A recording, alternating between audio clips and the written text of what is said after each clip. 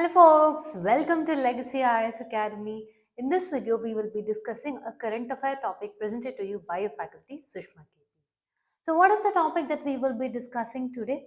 UK government's data leak and the Afghan refugee crisis. Wait, what has your UK government data leak and your Afghan refugee crisis have to do with another?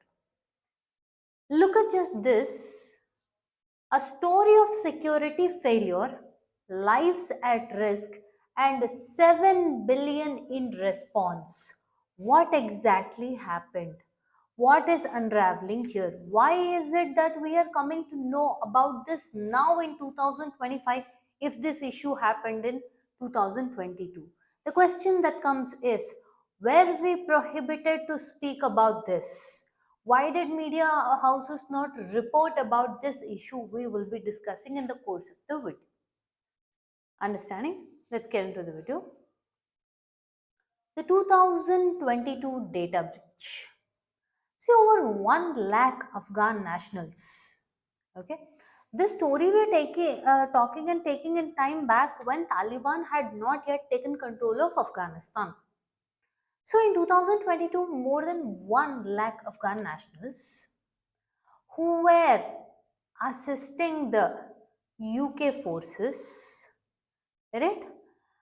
Now, who they were, what their address was, what their phone numbers was, etc., were all leaked. Understanding? They were all leaked, and what happened now was this leak came at a time when Taliban had taken over your Afghanistan. So, which means just imagine what will happen to those people who were supporting the Western forces and now Taliban has taken control. What will happen to these people? And all this is because of a data leak from your UK side. Imagine the amount of lives that we're talking about, 1 lakh plus people. Now, how could this happen? How did they let this happen? That is what we will be discussing in the course of the video. Before we enter further, are you ready to begin your UPSC civil service examination journey? Then look no further. You have found the right place with Legacy IAS Academy. One of the main things about your Legacy IAS Academy is you have everyday mains answer writing practices. You have one-on-one mentorship. You have constant support of in-house faculties who will be there to clear your doubts. And one more main important thing about Legacy IAS Academy is the batch membership is limited to just 40 members so you can get individual attention. Understanding? Alongside that, you have your mentorship and also one-on-one with your educators wherein any doubts or not just with respect to the subject doubts, let's say you are feeling more of lack of motivation or you are feeling stuck, you don't know how to proceed, all of those we have you covered. All right, you just have to call to the number that is given below. Understanding? Schedule a demo class, have a look how the class is, visit the institution. We have both offline as well as online courses. We have weekday as well as weekend courses for those who of you are working or studying. Understanding? So we are a comprehensive set of holistic UPSC preparation or one-step destination towards your UPSC success. Right? Now, let's get back to the video. 2022. Yes, 2022 is there. Taliban, like I mentioned before, hasn't yet taken over Afghanistan. Your Western forces are operating in your Afghanistan. At this point of time, many of the Afghan nationals had helped your British forces. Now what happened? One particular, let's say a military soldier, alright, he was given the task of making sure the data was checked. What he did was, in unauthorized or unofficial government accounts, he sent pictures of these data which contained almost 33,000 lines of data being sent to others. Now, this created mass panic. But when I'm telling you mass panic, the reason is because this leak happened after Taliban had taken over Afghanistan. Now, just imagine the amount of it would almost transform this list into a kill target list. Yes or no? Look at the harassment they would face. When we tell the data, it included names, phone numbers, locations, everything. So how much of harassment they will be subject to, how much of torture they can be subject to, they can even be executed. Right? This would officially enter into the kill target list of your Afghan Taliban. So what happened immediately? Your Britain had to act fast. First and foremost, what it did was it also warned of more than 1,300 nationals, Afghan nationals, who were living in Pakistan. Now, the rest of those who they have identified as extremely possible scenario of they being subject to severe torture, execution, etc., they had to bring them back to UK. Understanding? Look at this. Defense Ministry assessed up to 1 lakh Afghans faced risk of death, torture, intimidation, harassment. Okay, fine. Defense Ministry found that. We told that yes, Taliban had already now taken over. All this is fine. So what led the UK to fear in this point of time? They could have did this. Well, what was the triggering or boiling point for UK that they had to act in complete secrecy?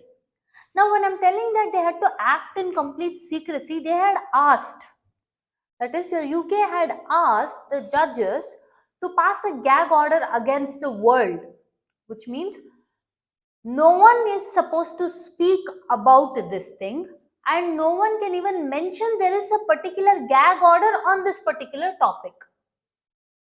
Understand two things. First, you are not supposed to speak on this data leak. Second thing is, you cannot even tell that there is a gag order on this data leak. So, double layer secrecy. Why? Again, because this should not further legitimate your Taliban's claim, meaning Taliban should not act on this list and no one should know that. Right? So, total secrecy. So, this level, why did they have to go? That is because one recipient threatened to release all the data on Facebook. Now, if this was to happen, it was going to be definite that yes, this will make it to your Taliban's kill list. So, your Britain had to act fast and sooner. Now, presently in 2025, now I told you previously there was a gag order on this. How are we able to speak on this? Because the British Defense Secretary John Healey told that the gag order which was on this is lifted. Which means now we can talk about, which means now the media houses can publish about this. Second thing is, they told the gag order is ended, and one more important thing. I told you once this list was published, immediately what your Britain at that point of time under your Prime Minister was your Rishi Sunak. So what they did was they created something called as Afghanistan response route, wherein they tried to bring the Afghan nationals into the UK for those who were not eligible under your Afghanistan resettlement and assistance policy. Now, this also is closed. Understanding? So, listen to this. Your gag order is closed. Afghan response route, this is also closed, which means now they will no longer bring any more people. But previously, under your Afghanistan resettlement and assistance policy, what was created by the previous party or previous government will now be honored. Okay, this settlement is honored. Now, whatever new it will be to come in, that will be done. That's it. This happened during your 2022, and also your Britain Prime Minister Keir Starmer has held that this should not have happened, but because it has happened and a lot of lives have been at risk, will be put at risk because of this, and those lives were because that they helped the British military. So we will not let that happen. We will make sure they will be brought into safety. Understanding? Your former Defense Secretary Ben Wallace had launched this Afghanistan resettlement and assistance policy. Your Prime Minister Rishi Sunak had launched Operation Rubific in September 2023. Clear? Now, the defense minister has been quoted telling that the breach costs them 850 million to relocate 6,900 of the affected Afghan nationals.